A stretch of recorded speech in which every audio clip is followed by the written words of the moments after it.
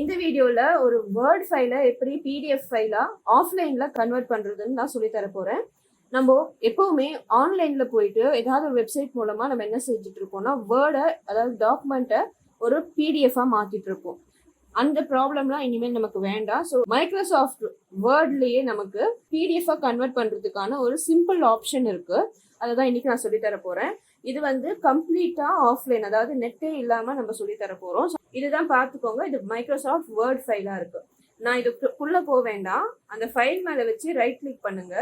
அப்போ இந்த drop down menu open ஆகும். இதுல நான் வந்து பிரிண்ட் கொடுக்குறேன். கொடுத்த உடனே எனக்கு இன்னொரு டயலாக் பாக்ஸ் ஓப்பன் ஆகும். இதுல எந்த இடத்துல நான் சேவ் பண்ண போறேன் அப்படின்னு கேட்கும். நான் அந்த ஃபோல்டரை கிளிக் பண்ணிக்கிறேன். புதுசா ஒரு நேம் கொடுக்க சொல்லுது. ஸோ அதுக்கு நான் நேம் கொடுத்து பிடிஎஃபாக தான் இது சேவ் ஆக போகுது. ஸோ அதனால சேவ் கொடுக்குறேன். பார்த்தீங்கன்னா எந்த இடத்துல நான் சேவ் கொடுக்க சொன்னோ அந்த இடத்துல அந்த ஃபைல் அது கிரியேட் பண்ணியிருக்கோம். இது இப்போ அடோப் அக்ரோபேட், அதாவது பிடிஎஃபாக இது சேவ் ஆயிருக்கு. ஸோ இந்த ப்ராசஸ் வந்து ரொம்ப சிம்பிளாக இருக்கு பாருங்க. நீங்கள் வந்து ஆன்லைனுக்கு போவே தேவையில்லை.